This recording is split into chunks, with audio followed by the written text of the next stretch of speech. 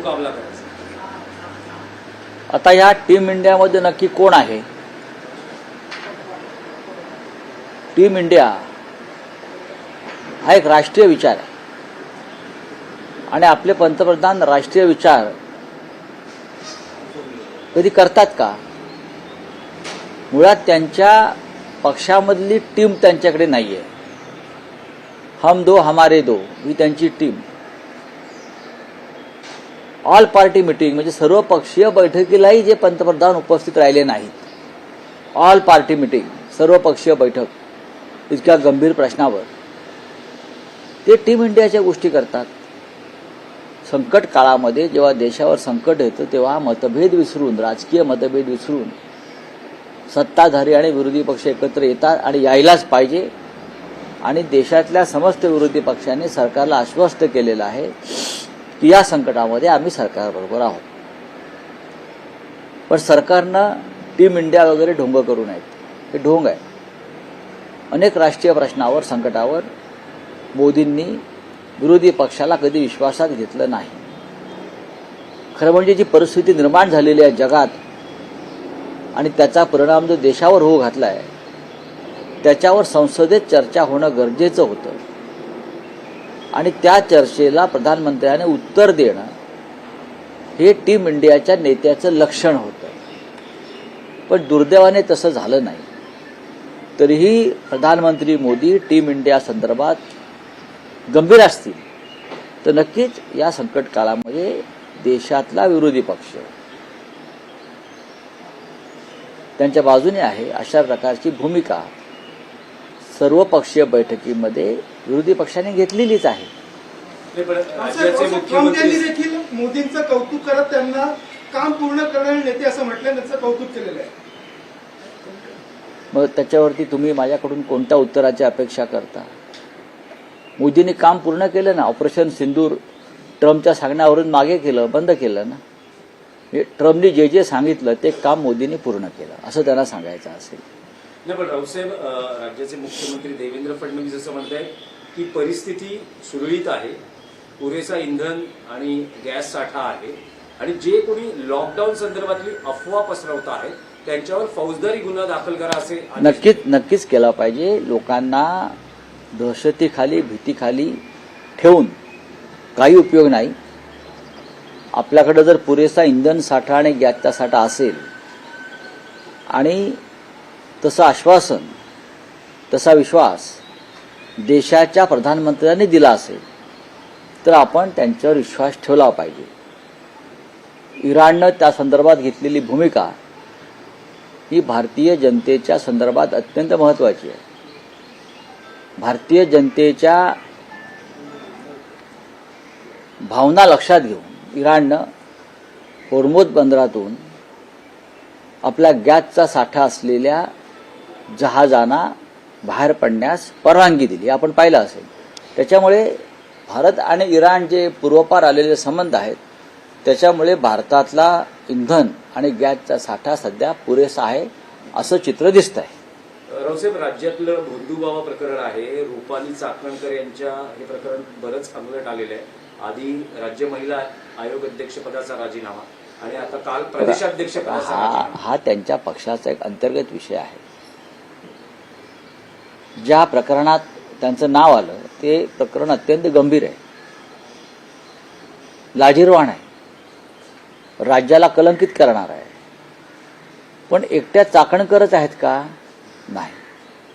त्याच्यामध्ये राज्यातले आणि देशातले अनेक महत्त्वाचे नेते खरं म्हणजे आहेत. अनेक नेते आहेत. स्वतः दीपक केसरकर म्हणतात मीच का 40 आमदार तिथे जात होते. हे कोण सांगतंय?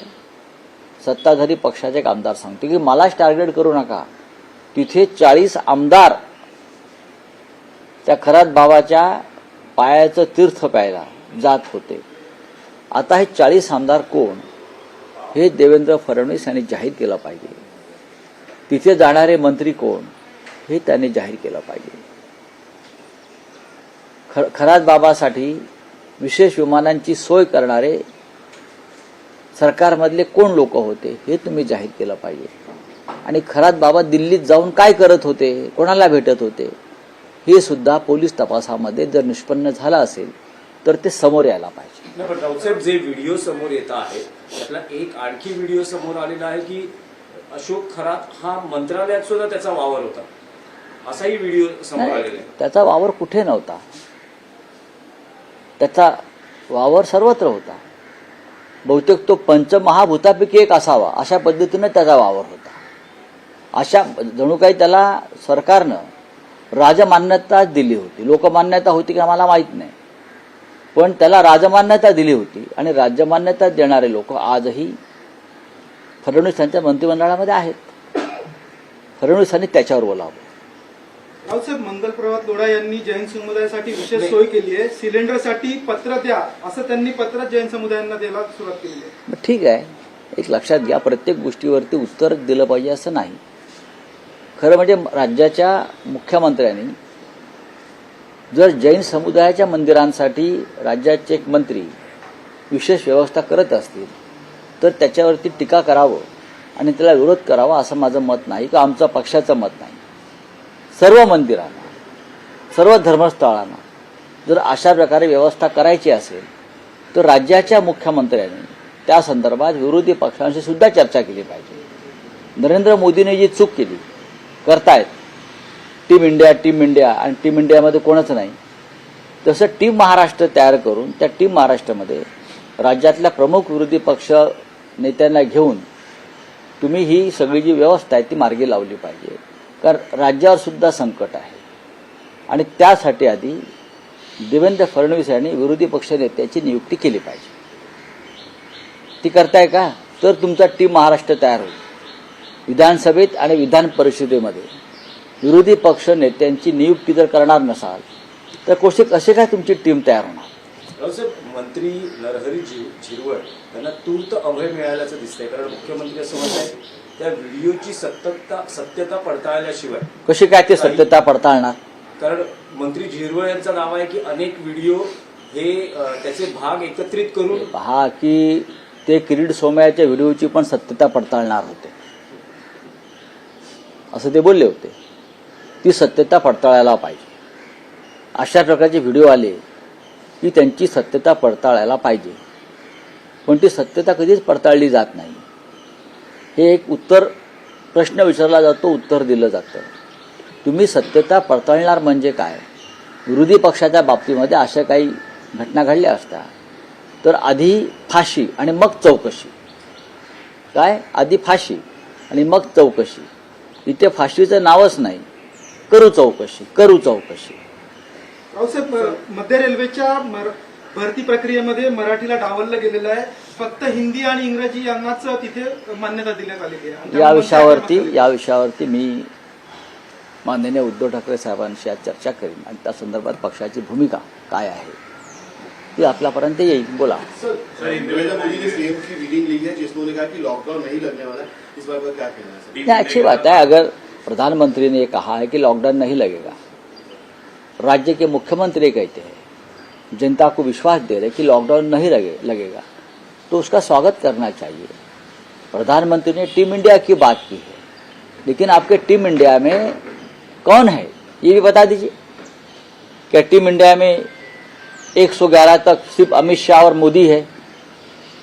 बता दीजिए. महाराष्ट्र में अगर आप टीम महाराष्ट्र बनाना चाहते हो हमारे मुख्यमंत्री महोदय, तो सबसे पहले विधानसभा और विधान परिषद में लीडर ऑफ अपोजिशन की नियुक्ति करो, तब आपकी टीम महाराष्ट्र हो जाएगी. और जो संकट है महाराष्ट्र में, देश में, उसे सामना करने के लिए सबसे पहले आपको विश्वास में लेना होगा अपोजिशन को. वो ले लीजिए. सर, ईरान की मिसाइल पे लिखा है थैंक यू इंडिया, ऐसा का लिखा हुआ है. 500 करोड़ की मदद की है उन लोगों ने. किस तरह देखते हो आप सर? ये 500 करोड़ की मदद देश की जनता ने की है, सरकार ने नहीं की है. आपको मालूम है ना, ये कश्मीर की जनता ने जब वहाँ के स्कूल पर हमला हो गया और 200 लड़कियों का मृत्यु हो गई, दर्दनाक, खौफनाक, तब ये सिंपैथी, ये भावना जाग उठी कि हमको बच्चों को मदद करनी चाहिए. और वहाँ की जनता ने देश भर से इकट्ठा होकर 500 करोड़ रुपए जमा किए और ईरान को दिया. अच्छी बात है. नहीं, मोदी इस पे खेल बता रहे हैं, पर लेकिन अपने समर्थन की बात नहीं कर रहे। ठीक है, चलो। Sir, Mamata Banerjee sir West Bengal में 12 लाख वोट कर गए हैं इस तरीके से अभी इलेक्शन में। ये काटछाट तो होगी ना, ममता जी को अगर हराना है, लेकिन ममता जी हारेगी नहीं। आप 12 लाख वोट काटो और कुछ करो, जीतेगी तो ममता दीदी।